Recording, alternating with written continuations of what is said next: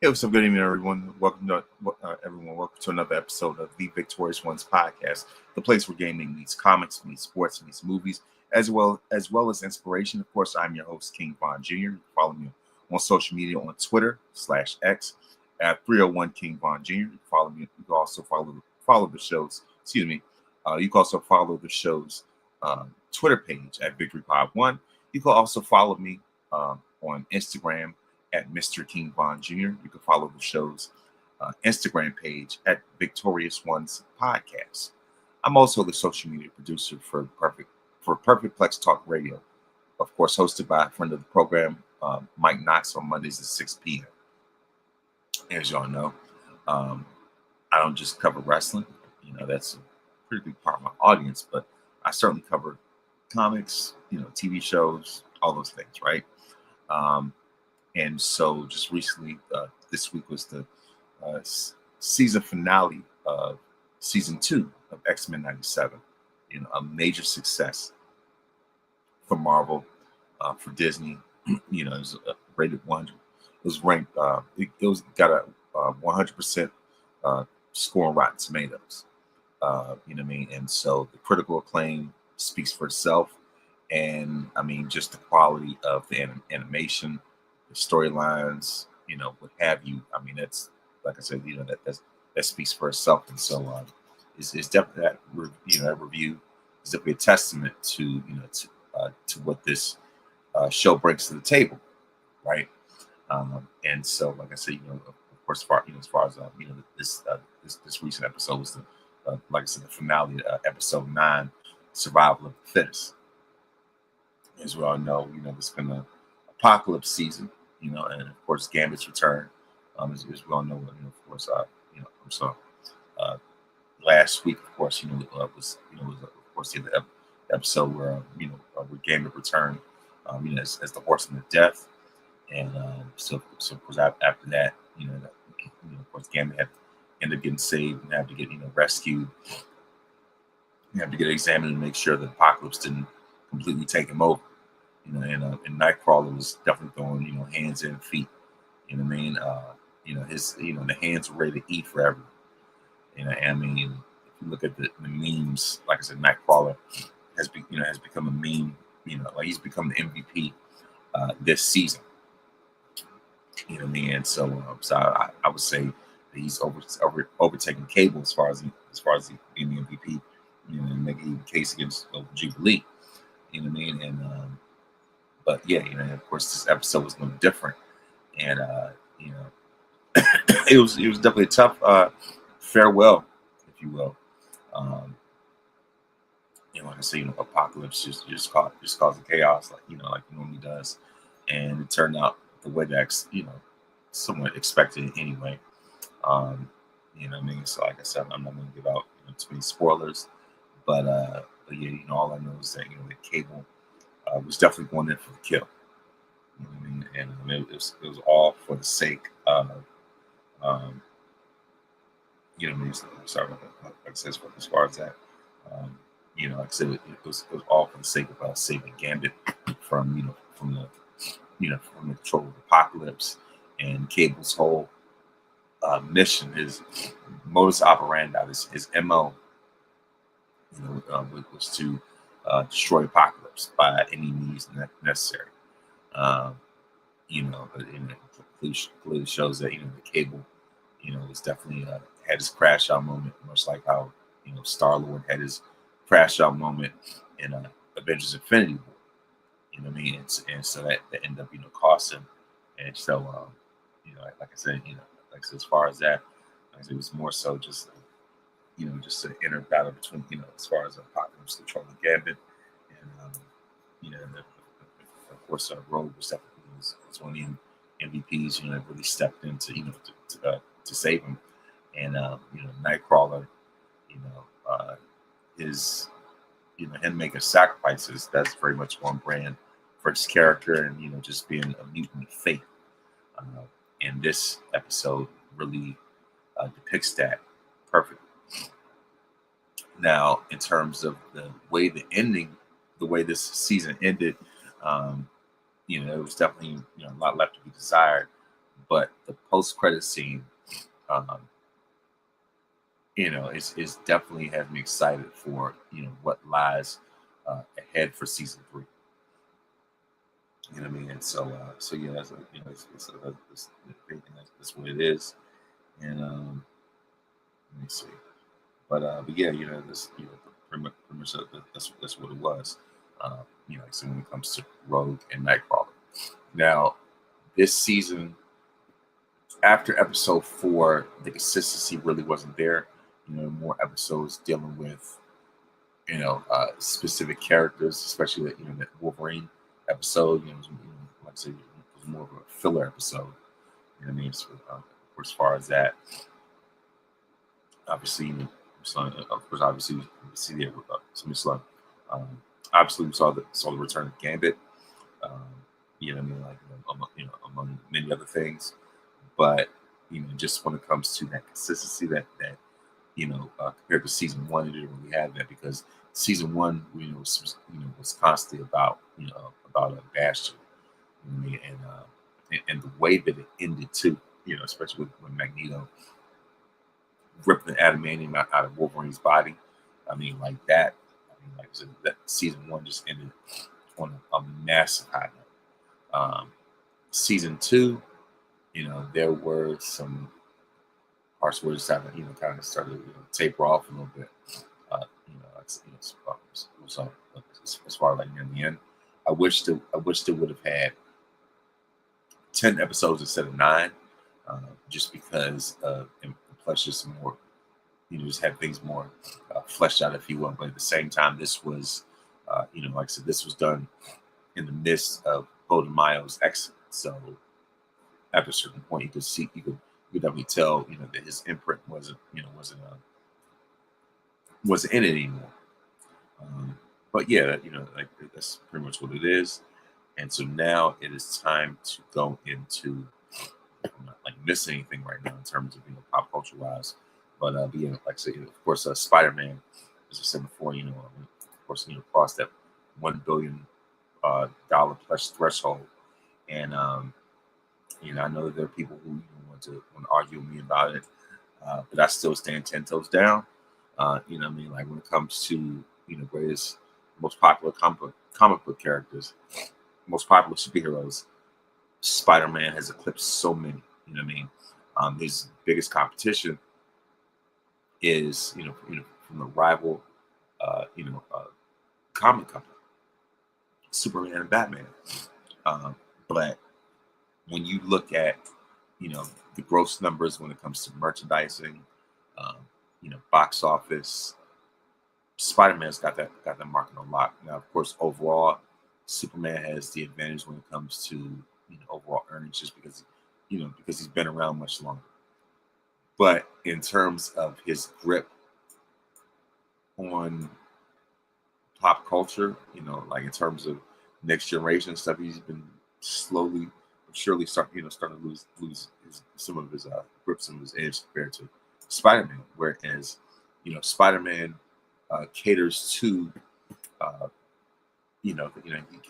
caters to towards towards a youth audience, a youth movement, in ways that Superman, you know, he taps to that market in ways that Superman can't even do that. Um, and so excuse me. So if anything, Spider-Man is pretty much, when it comes to comic books, he's the equivalent of Michael Jackson, right? When it comes to superstar, popularity, recognition, all those things. In terms of the way that he resonates to, like I say, resonates deeper, with, like to a deeper audience, to like a larger audience, especially when it comes to a younger audience, ways that Superman, hasn't been able to do. If anything, I've seen more, uh, spider logos, shirts, more Spider-Man masks and things like that than I've seen people walk around with the S on their chest. You know what I mean? And like I said, it's nothing against the Man of Steel. He's a legend. He's an icon in his own right. But people gotta understand, there's levels to this stuff. You know what I mean? And also, I know that the news come out um, about Jamie Lawson, who was in Sinners, was the lady girl played Perlene, right? Her name has been really at the top of the list lately when it comes to the fan casting for Storm, rightfully so. You know what I mean? And if there's anybody who I would pick, I've had three choices as I've said before on this podcast. Um, at this point, I would see her at the top of the list. And there's it's also been confirmed when it comes to um, the MCU's X-Men. The core members are going to be the original five. Cyclops, Jean Grey, Beast, uh, Iceman, and Angel, later Archangel, and rightfully so. But slowly but surely, they're going to branch out and go for a larger lineup, especially with Storm leading the way. Storm and Wolverine. So if anything, I can definitely see that. And there are more talks about what this Doomsday is going to lead to. Obviously, Secret War is going to be the sequel to that. But this looks like it's going to plant the seeds for Battle World. The incursions and everything like that. That's what it looks like this whole Doctor Doom thing is really leading to. And I'm ready for that. I'm ready for them to tell more of those stories. So now it is time to talk about wrestling. So disclaimer, I'm going to say this. When I talk about wrestling, it's more so about the characters, not the people. I do my best to separate that, and like I said, and just talk about the material that is given to us as fans when it comes to just the storyline. And I'm not going to go into all the stuff about booking and over analyzing and everything like that. And that's what takes some of the excitement out of it, and that's what really kills the mood. You know what I mean? And so that so big damn, like I said, that's what I'm gonna do. And the reason why I say that is because so many people can really get caught up in their feelings. Especially when it comes to sports topics, and things get really emotional and really high strung. And this podcast doesn't operate like that. And that's how. And if anything, I do my best not to operate like that myself, personally, anyway. Because I think people overanalyze and use booking, and if anything, that's almost like try to find a way to discredit somebody and to, um, just kind of like minimize what they do. I mean, even though we already know it's already, a fixed, system anyway. You already have, people that they select to put in these spots. I'm gonna talk about that later when it comes to Roman. But just if anything, I do my best not to really get into all the get into all that type of stuff. Because if anything, um, social media, would definitely, would definitely, it's definitely peel back the curtain, and it has a way of killing people's excitement. You know what I mean? And of course, shout out to to the fantasy warfare. Oh, and a side note, another sports, thing as well. When to throw this out there, breaking news: Westbrook, has officially retired from the NBA. Um, wish him, of course, I wish him nothing but the best in his future endeavors, a future Hall of Famer. You know what I mean? Like, I just wanted to just throw that out there. But like I said, of course, shout out to the fantasy faction.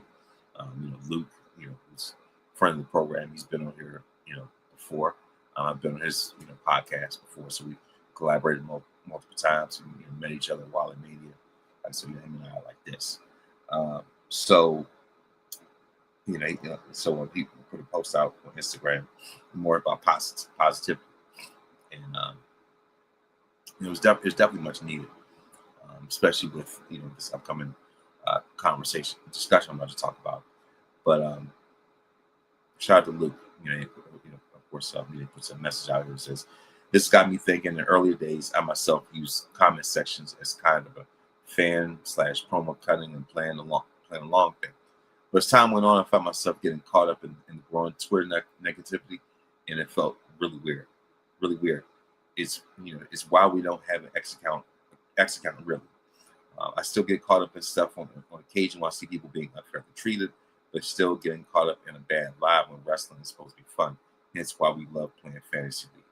Thanks for response to that. That's got me ruminating on some things for sure.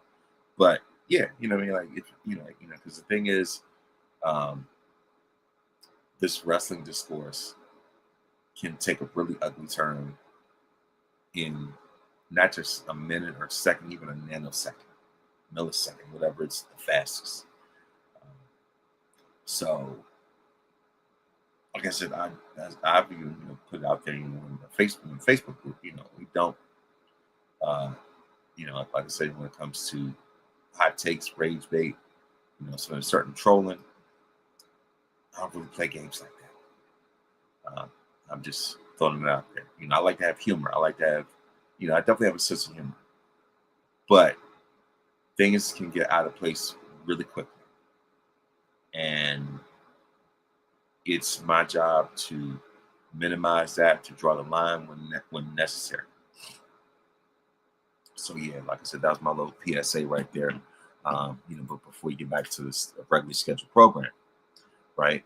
And so, let's see. So when it comes to Friday Night SmackDown, and like I said, I'm definitely going to talk about this.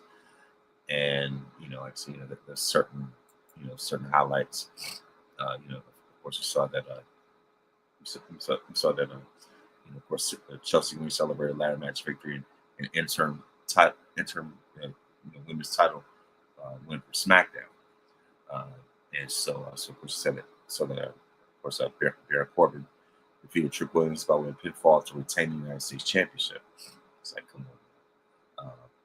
And now it's gonna make a transition to Baron Corbin versus Mello instead of Trick versus Mello. I said, come on, like really, it's ridiculous. Then we have Fatal Influence defeat the interim WWE Women's Champion Chelsea Green and Women's U.S. Champion Tiffany Stratton to retain the Women's Tag Team Championships.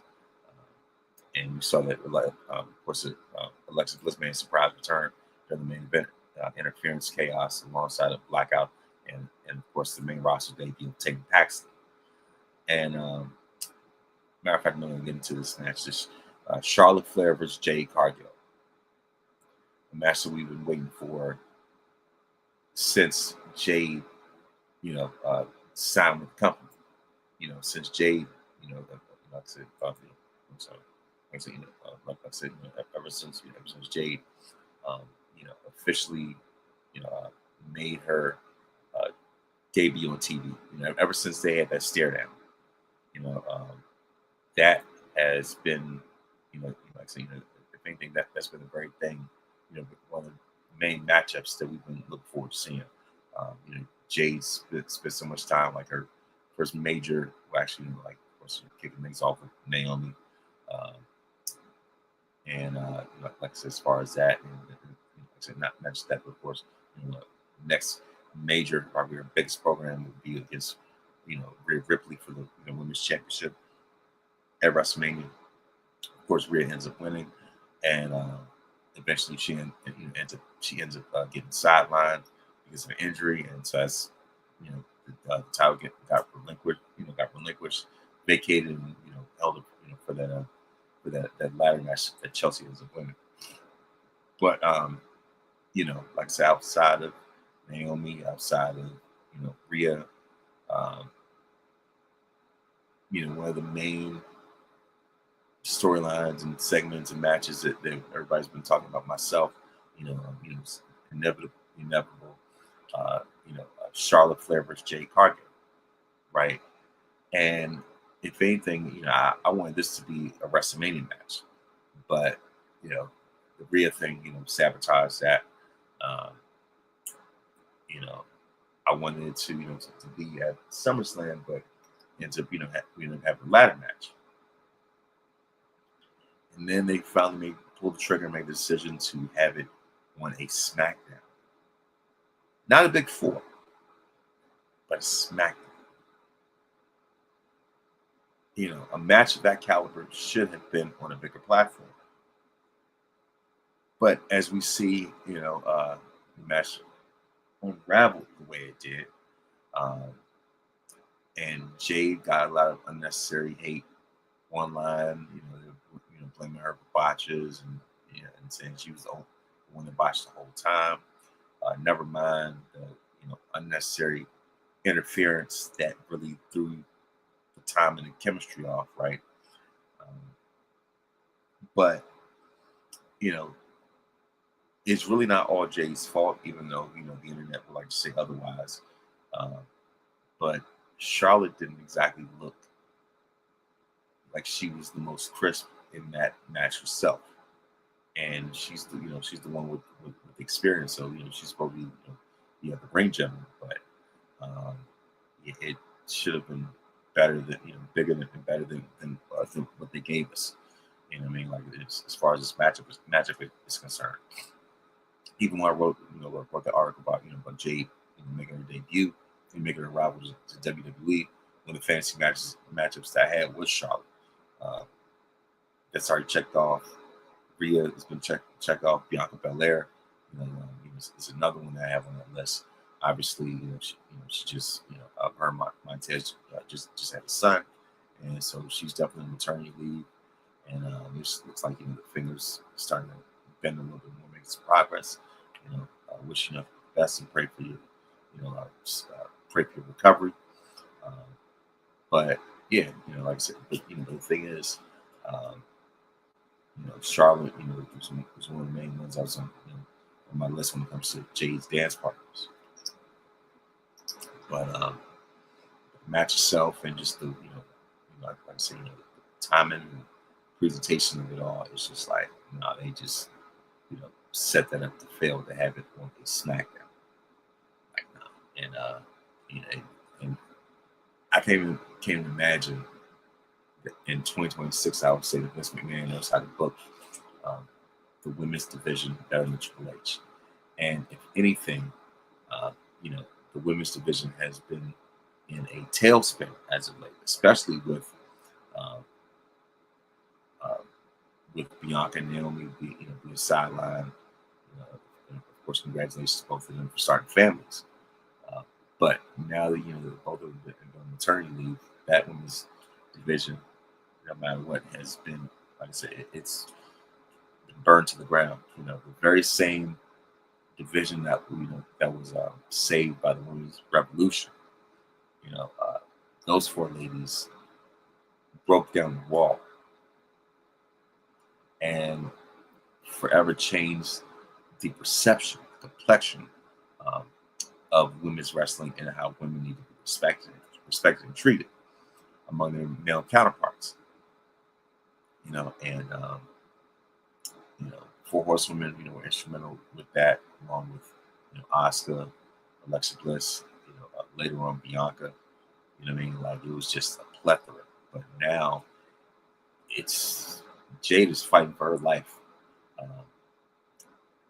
in that locker room right now. It's just call it what it is. But this match with Charlotte really did her no favors either. But yeah, like I said, I digress. But yeah, and of course, also another thing I want to talk about was how Kevin Owens and CM Punk really got intense. I mean, like they got into. I mean, it really went nuclear. Like, and the thing is, I figured it was going to go that route. Especially with their, with them both coming from ROH and Kevin Owens looking up to Punk, on his rise, to the top of the ladder, all those things. Of course, both of them are Ring of Honor legends themselves, but they did not disappoint. Like I said, as far as that.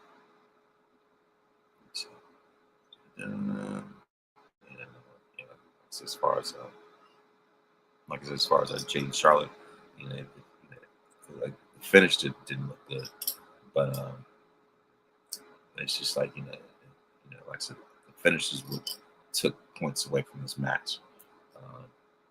I think the match could have been better, but like so. It's not like I said, as far as that,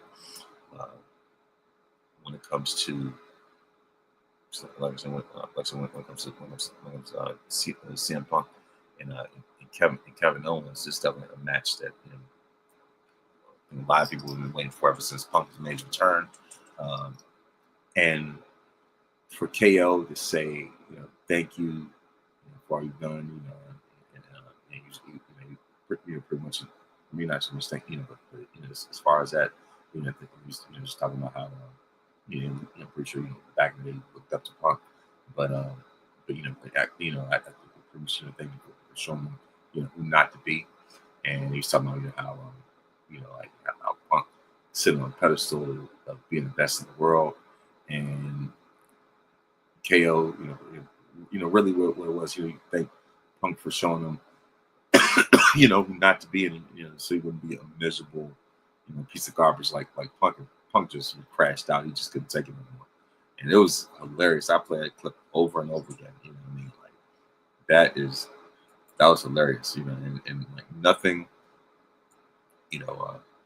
There's nothing like having people go out there and read CM Punk for filth, and really just just tell them how they feel about him, and really just tell him about himself. And hey, look, I'm all for it.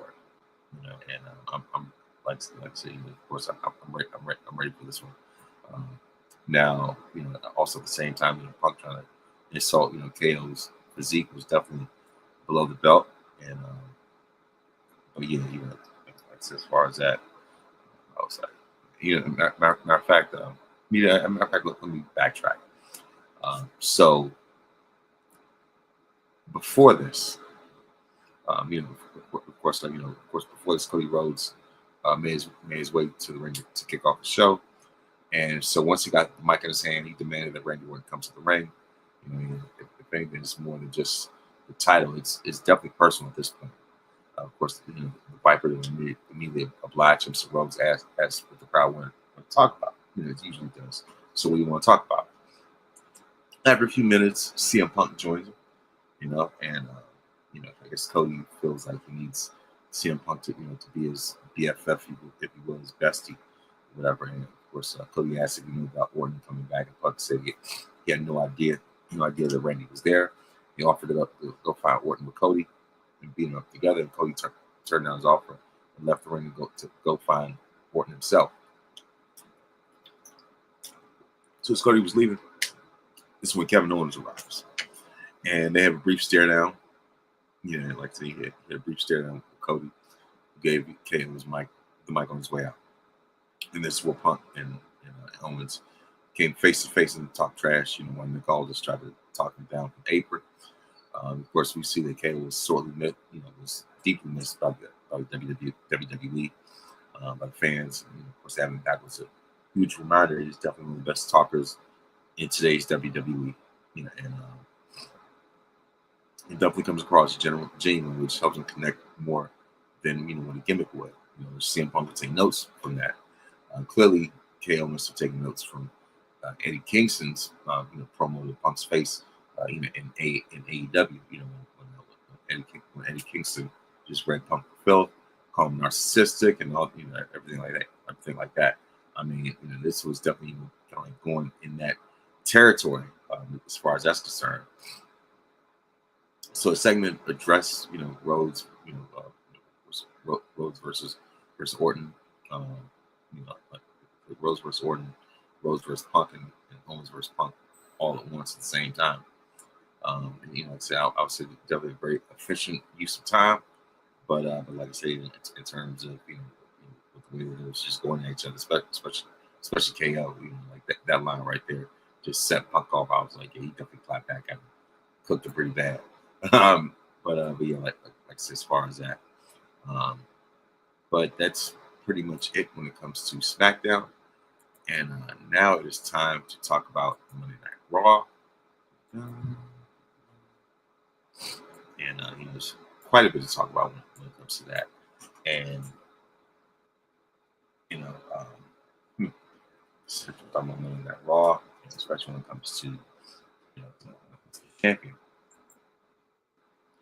Of course, we saw that Jade Uso defeated Solo Sikoa in the main event, which means Solo is forced to rejoin the bloodline and be delivered to Roman Reigns. Grand opening, grand closing to funny Solo, the Solo with with a personality, and I was really enjoying that. Like you let him be in his element, but unfortunately, the legs were cut out from under that way too soon. Now, in terms of the matches, of course, to go into this AAA, AAA tournament, whatever, for Roman Reigns, to be the number one contender for Roman Reigns World Heavyweight Championship. You see that Penta defeated Laredo Kid by way of pinfall. So he's, of course, he made a quarterfinal. This is quarterfinal of the tournament for the number one contendership. We see Austin Theory versus Akira Tozawa. Theory wins by way of pinfall. Of course, after the match, Fumi took out Theory with the big boot. That was hilarious, drawing the intense focus on Braun Breaker. And speaking of that, Oba versus Braun has what it takes to be a generation feud. 10, 15, whatever years to come. Especially with them both coming out of NXT and them having that track record, having history, but at the same time, you can look at it as if they need to reheat the nachos when it comes to Braun Breaker because he really needs it. Especially with this tag team, this faction dragging him down. It's really what it is. Really what it is. And and I can tell that Paul Heyman, his eyes light up, when it comes to Oba Femi. You can tell by Braun Breaker, not so much. But yeah, also we have Dragon Lee versus Rey Mysterio. Dragon Lee wins by way of pinfall, and Dragon Lee had to put had to put Dom in his place about respecting his dad, and of course, as far as that, you see that Dragon Lee defeated Dirty Dom anyway, and of course he earned the win with Operation Dragon. Big Cass attacked both Lee and Javon Evans afterwards. So Big Cass attacks Javon again. It's completely unnecessary. You're reheating the notches when it comes to Big Cass, and you're using Javon Evans as as an instrument to rehabilitate Big Cass's image in WWE. Shout out to Cass, Cass from the Ringer, and everything like that. But yeah, like some respect him. Big Cass, not so much. But yeah, like as far, and not only that, but also we have Soul Worker and Io Scott versus Judgment Day. The winners of this match by way of pinfall with the Soul Snatcher, Soul Worker and Io Scott, win this match. As Soul Worker hit the Soul Snatcher and Roxanne Perez for victory. Roxanne Perez, Roxanne could be doing so much more outside of this repetitive, Judgment Day storyline where they just run in circles, but yet people have complaints about the bloodline. But meanwhile, the bloodline has already, made a much bigger mark in the brand, in the world of wrestling, in terms of like someone when it comes to just the numbers speak for themselves. And of course, like I said, following the main event, we have Jey Uso defeating Solo Sikoa by way of pinfall. He sealed the win with the Uso splash following interference and a distraction from his twin brother Jimmy Uso. So yeah, that's really what it is, and that's pretty much. And of course, LA Knight targeted Roman Reigns once again, and so LA Knight expressed frustration over the belt. Over being left out of the number one contenders tournament. Run to Jacob Fatu backstage to warn them to stop talking about the family. And so if anything, if LA Knight really wanted to be invested in going after Roman Reigns, Roman even told me, he was like, look, like I said, Roman himself, he even said When was the last thing, last time he won a tournament or something, to become a contender?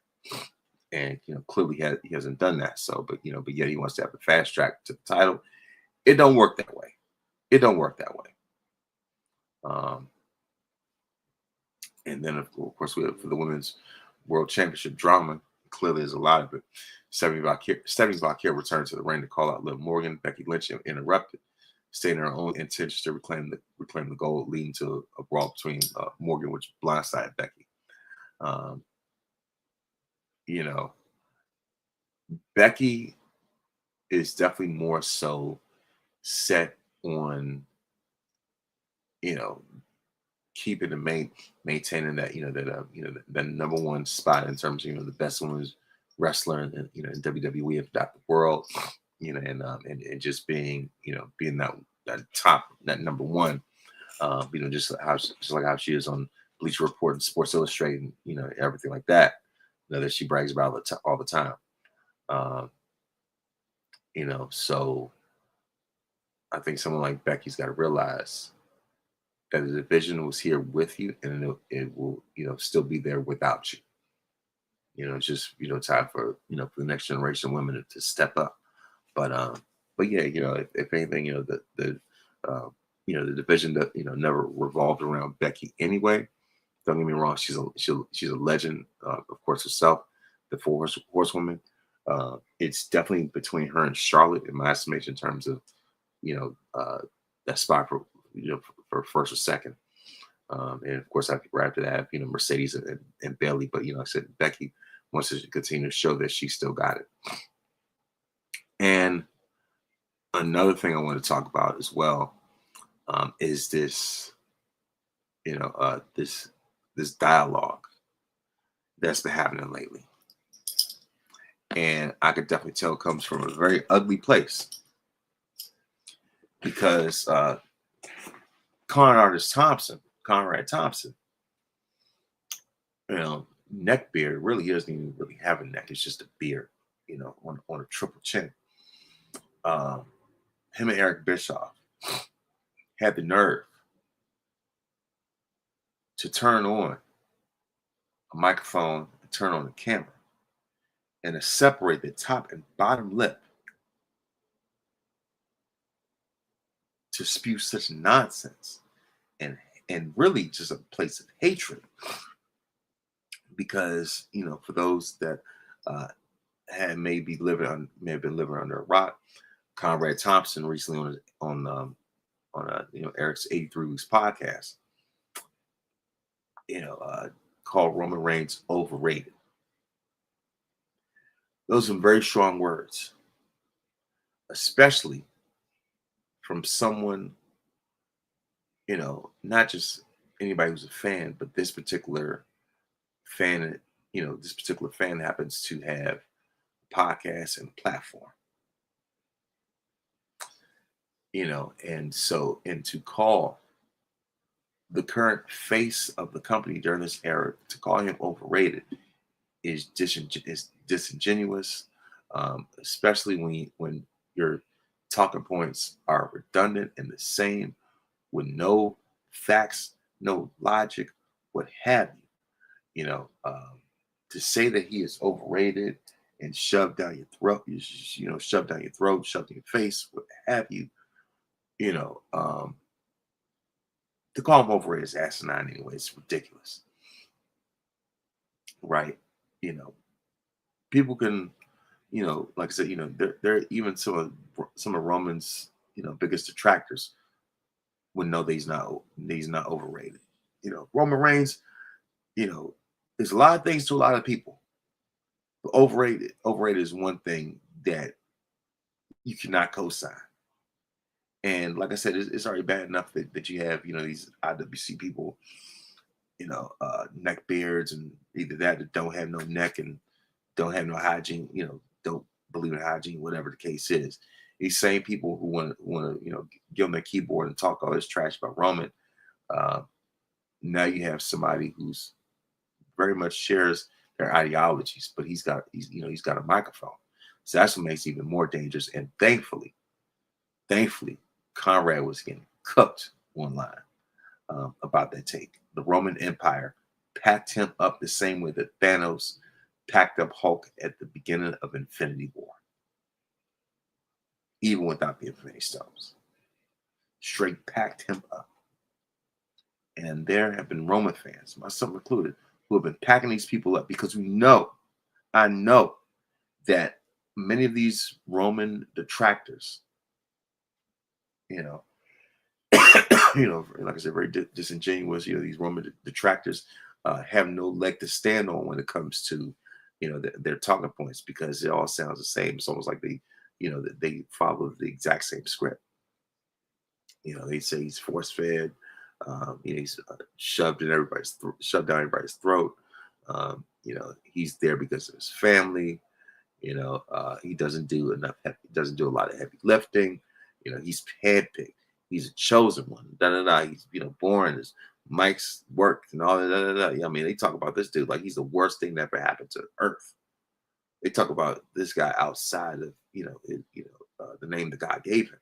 You know what I mean? Like, I mean, they talk about him outside of his name so many different times. I mean, like, to the point where people believe that that his leukemia is a gimmick, that it's work, that he uses it for sympathy. I mean, all kind of just ridiculous stuff. Like, some of the same IWC people, that who's out here saying that that wrestling would be a better place without Roman.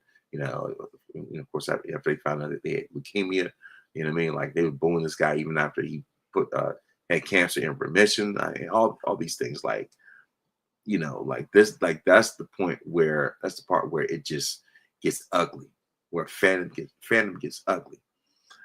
Eric Bischoff chimed in. He said, also said, that Roman was born very repetitive, doesn't, like I said, does the same old thing, and this, that, and third. And here's the thing though, Conrad, is a Cody Rhodes fanboy. There's even a screenshot of his tweet with an American Nightmare jacket, saying he's honored to to see Cody, honored to see Cody, sort of like finish his story and continue his journey in WWE and all this other type of stuff.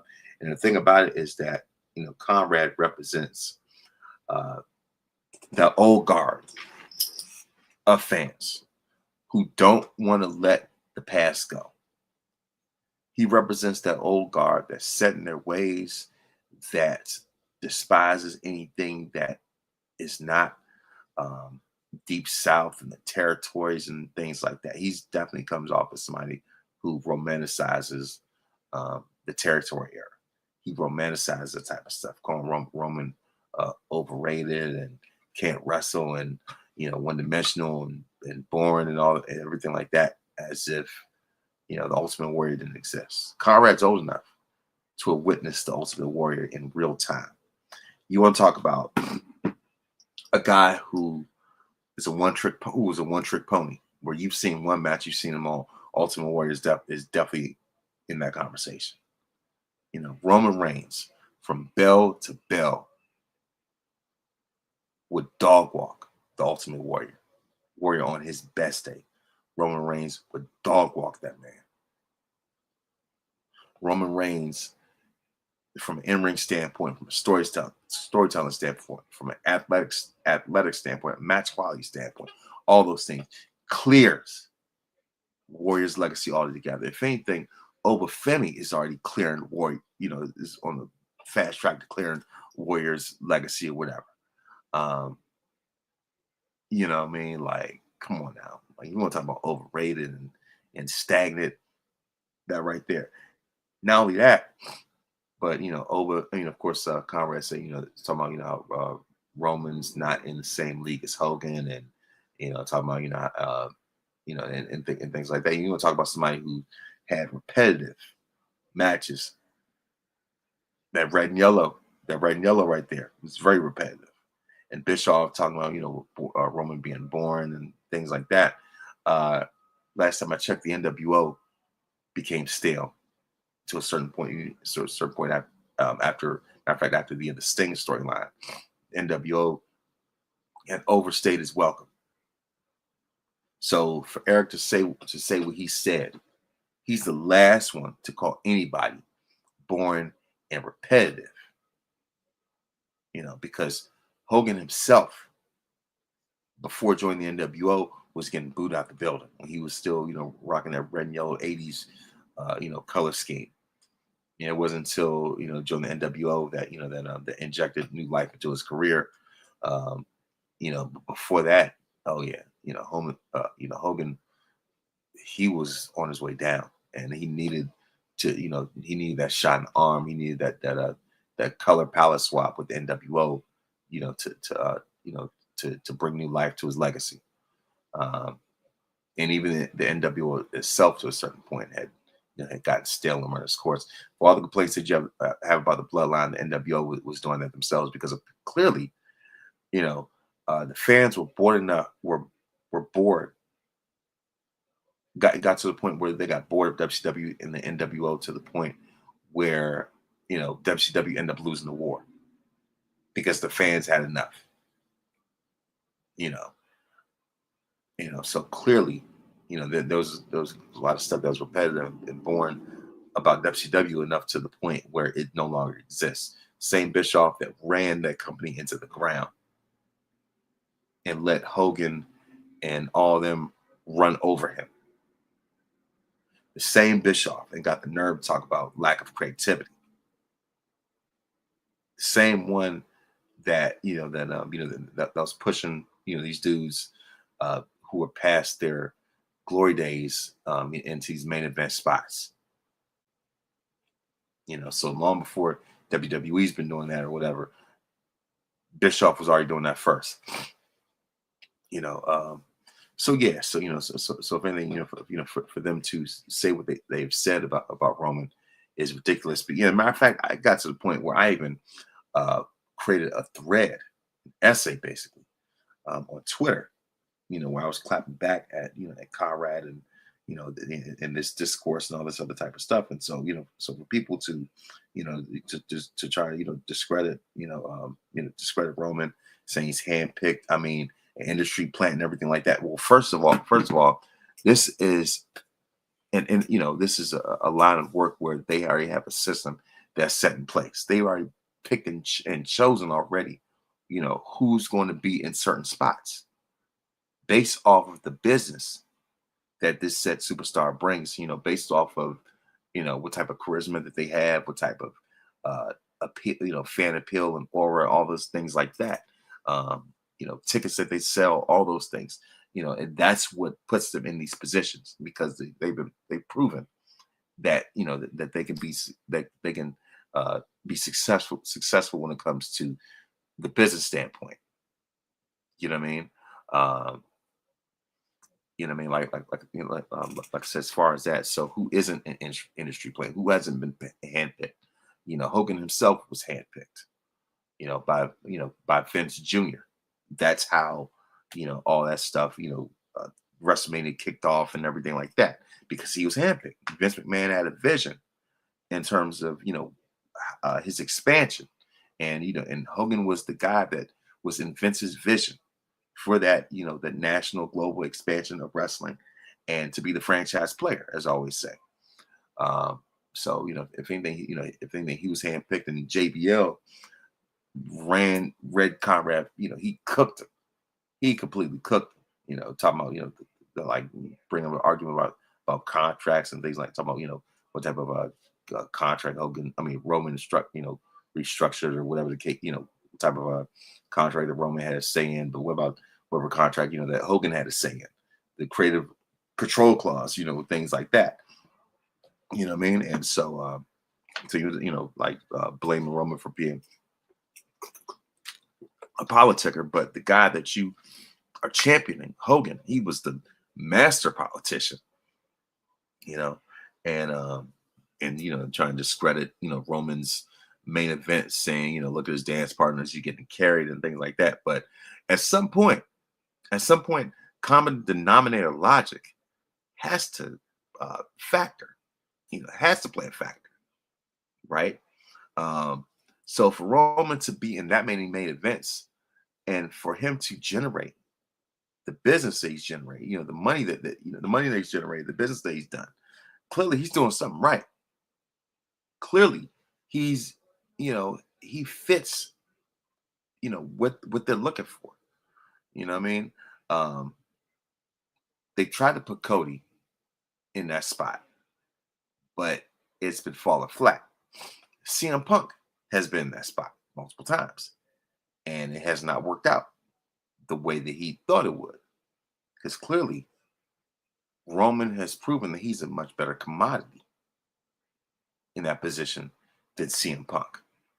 You know, politics aside, if you just look at what Roman brings to the table in a wrestling capacity when it comes to sports entertainment, when it comes to business, he is the top of the line, the measuring stick, the standard. You know what I mean? Like, come on now. Dude, what are we talking about? As a matter of fact, I mean, it's just like, come on now. Like I said, we talk about, Roman being handpicked and force fed. Last time I checked, John Cena was force fed. Hogan was force fed. You know what I mean? It's just like, look how many Austin 316 shirts were around, but nobody was complaining about that. If he had, the Stone Cold momentum in 2026, they complained that he was force fed to everybody. But yet, they don't want to give those guys that same smoke. And Roman is in that category himself. Where you rank him is up to you. That's neither here nor there. But to basically put an asterisk next to his resume and to disqualify him at every turn is downright ridiculous. And the thing is, a lot of these people, a lot of their arguments, especially with Conrad, they talk about where he was as the big dog and how he was force fed and born and everything like that, right? And if anything, they want to hold that over his head to find ways to discredit what he's doing as the tribal chief. You know what I mean? And so I could definitely tell there are a lot of people who have not gotten over, who he was as the big dog. People who would not give him grace, let him grow, because matter of fact, he's clearly, he's clearly grown, during the pandemic. He was, when he first became this new character. You know what I mean? And so, if anything, Roman, was a heavy part of what saved the company during COVID. He is the biggest reason why they have these deals with Netflix and ESPN. You know what I mean? He's in that high demand, and that's not hyperbole. That is fact. Those are numbers. Like I said, they're numbers, data. John Cena talks about data points all the time. Roman Reigns is at the top of that category. Um, it's just like, what are we talking about here? You know what I mean?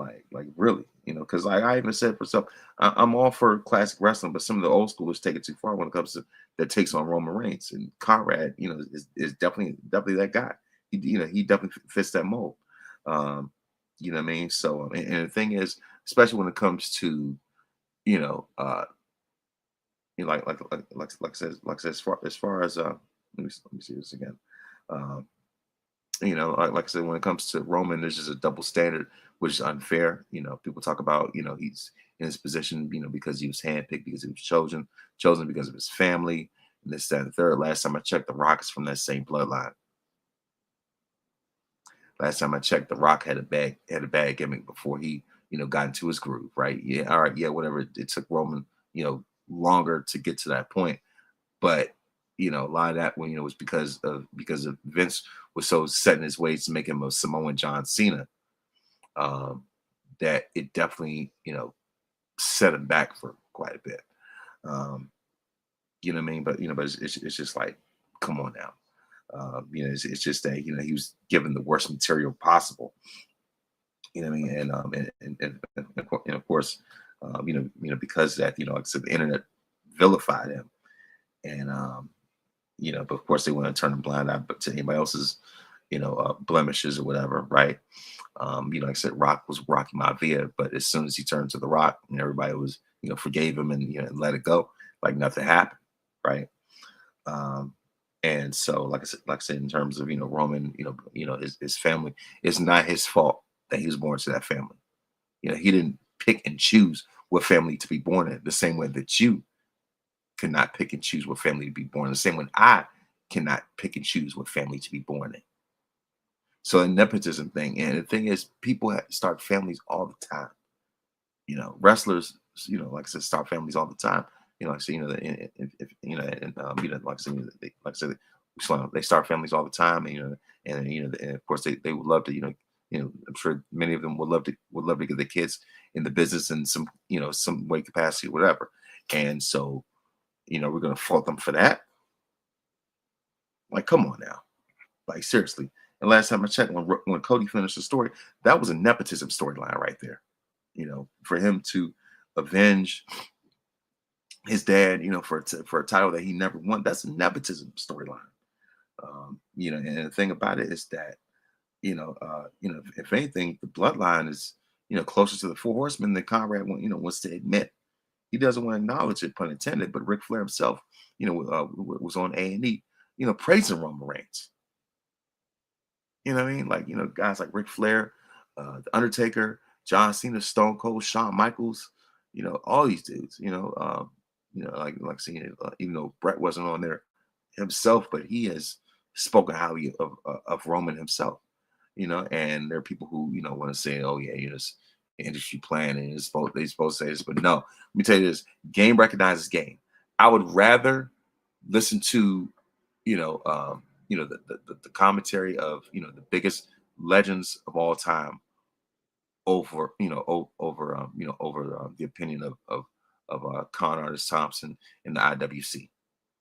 Last time I checked, Bret Hart's word carries more weight than Conrad in the internet combined.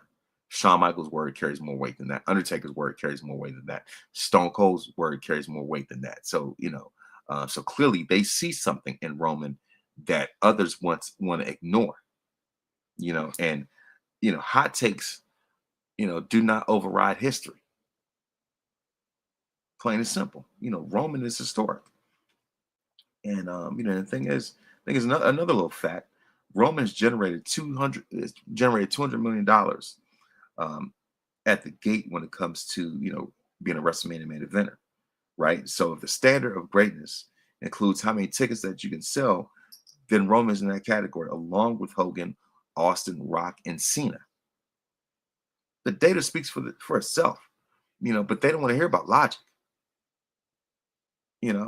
Roman's a great storyteller in the ring, especially when it comes to that WWE style, less is more.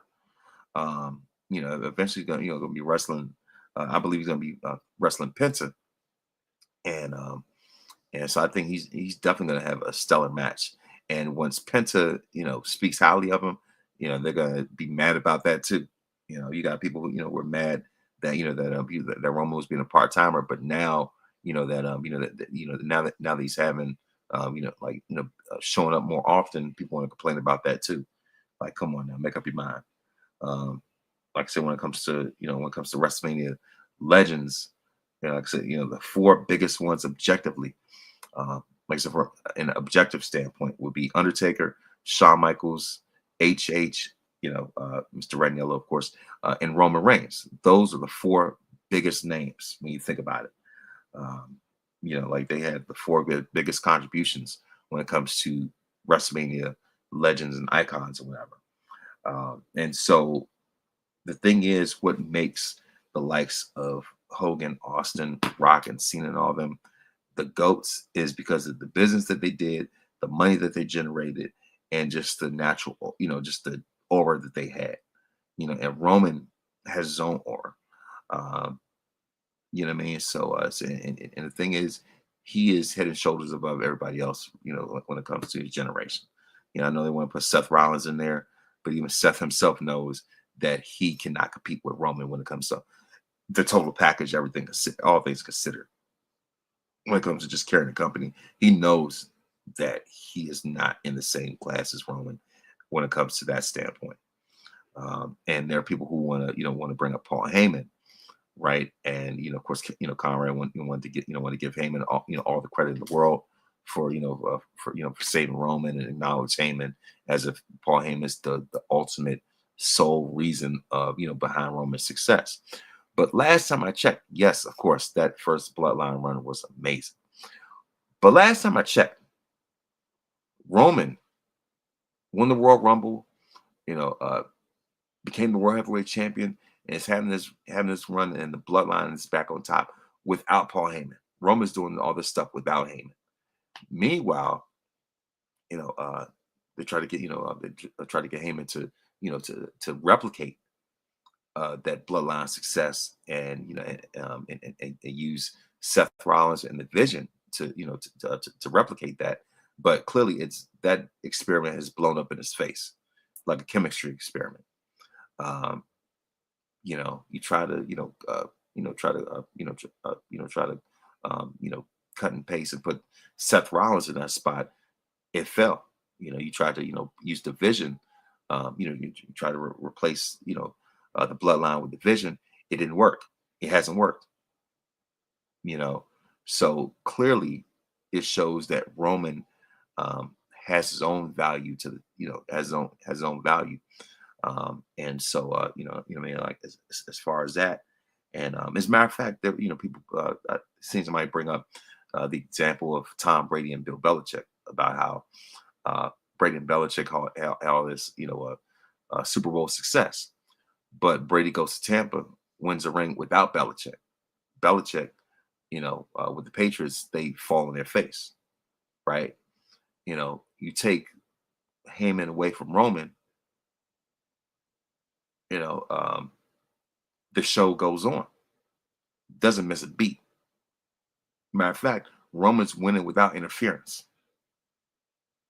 Paul Heyman, has been falling on his face with this whole Vision thing. Matter of fact, there's somebody else. I like this one right here, and I'm going to be done pretty soon. Matter of fact, shout out to Cruz Ader, Kruz AER. Responds to Conrad. I took a screenshot. He says, "Call the Tribal Chief overrated is like trying to sell a 30-year fixed rate mortgage at 12%. Nobody buying that trash. Roman has been carrying this company longer than a 30-year fixed term. Heyman refinanced the gimmick. The equity was always there. Roman always had the value. Heyman just refinanced. Just add a little extra. But the thing is, the value was always there anyway. For all of Paul Heyman's genius, all his creativity and everything like that, for all of the hits that he's had his fair share of misses. For every Roman Reigns, CM Punk, Brock Lesnar, for every Brock Lesnar, CM Punk, Roman Reigns, you have had your Rybacks, Curtis Axels, and the Vision, right? I call him the greatest manager of all time, but at the same time, he's not like he's always, batting 1,000. So let's not kid ourselves. You know what I mean? He's had, he's produced success, but at the same time, he's had his fair share of duds. So that's why he's trying to turn things around when it comes to this Obafemi Braun Breaker thing. But yeah, like I said, when it comes to Roman, like I said, it's just like, to call him overrated is ridiculous because, and to say that his matches are, come on, when it comes to a match quality standpoint, Roman's catalog clears Hogan's catalog. Let's not go there. Come on now. Roman, like I said, you look at his last man standing match against Brock Lesnar at SummerSlam 2022. You look at his triple threat match at WrestleMania 37 against Edge and Daniel Bryan. You look at both of his WrestleMania matches with Cody at 39 and 40. You look at WrestleMania 41, the triple threat against Punk and Rollins. You look at WrestleMania 42 against Punk. You look at recently SummerSlam, SummerSlam against Seth Rollins. You know what I mean? Like matches like that, carried weight, and I'm pretty sure there's some I probably missed at this point. You know what I mean? Like somebody in the name, like what he's been doing, especially when it comes to big match performance, he is among the best of the absolute best. Like I see, outside of Shawn Michaels. You know what I mean? Like, what are we talking about? Like when it comes to Hogan, there are a lot of matches that haven't aged well. That match with Andre. The only reason why I would do that match is just to go through, the WrestleMania showcase. But other than that, I would not revisit that match. I only went through. I only played through Hogan and played through that match just to get through the story mode, just to get through the showcase. Other than that, I ain't going back to watch that thing. Because all it is, it's nothing but a bear hug, um, by Andre, and then overhyped body slam and a leg drop from Hogan. It does not age well in 2026. Um, Warrior, that match was like a test of strength match. That's really what it was, a test of strength. Ultimately, at the end of the day, it was Pass the Torch was live. It was test of strength. Now, the match with Rock in Mania 18 was excellent. However, if there was any match that I would revisit, I'm not gonna lie, I'm not gonna hold you. As far as like Hogan's original run, you know, I could definitely rock with WrestleMania 5 against Macho Man. That one right there, all right, cool. Uh, but if you talk about which matches, carry the most weight, when it comes to Hogan's catalog versus Roman, I'm going Roman every time. I'm going Roman every time. And of course, one last thing, before I go, also, Zilla Fatu made his debut, and so business has picked up, as Jr. would say. You know what I mean? And it continues to pick up. But yeah, like I said, when it comes to Roman Reigns, like, come on now, like he's in a league of his own, a class of his own. Let's not be, let's not kid ourselves. Like, come on now, like, what are we talking about? So yeah, that's pretty much it when it comes to this. And now it's time to go into the birthdays. And of course, like I said last week, Asia Wilson, I think it was like August 8th or August 9th. She turned 30. Alexa Bliss turned 35 on August 9th. Deion Sanders turned 59 with August 9th. Whitney Houston would turn 63.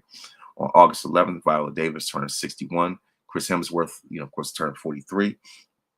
Of course, on August 14th, of course, the greatest point guard of all time, Magic Johnson, turned 67. Kofi Kingston turns 45. Halle Berry turns 60. Bob Backlund turns 77. And of course, comedy legend Steve Martin turns 81. August 15th, Nipsey Hussle would turn 41. Of course, Bobby Caldwell would turn 75. And so that's pretty much it. As far as that, and of course, also on August 16th, Angela Bassett turned 68. Madonna turned 68 as well. And so that's pretty much it as far as the birthdays. And also, one more thing when it comes to my word of wisdom is that, of course, God's vengeance is greater than man's. When you let God handle the situation, He can pay back wrongdoing better than you ever can. So that's what it is. It was on lesson of forgiveness, and always remember that you are victorious because greater is He that's in you than he that's in the world. When you put God in first place, you don't have to worry about being in last place. Please make sure to listen to this podcast on iTunes, Spotify, Google Podcasts, or anywhere else that you download podcasts. I'm also on YouTube, youtube.com/@VonResper Jr. Please make sure to like, subscribe for more great content. Thank you very, very much for listening. Thank you very much for watching, and may this day be the very best day of your life.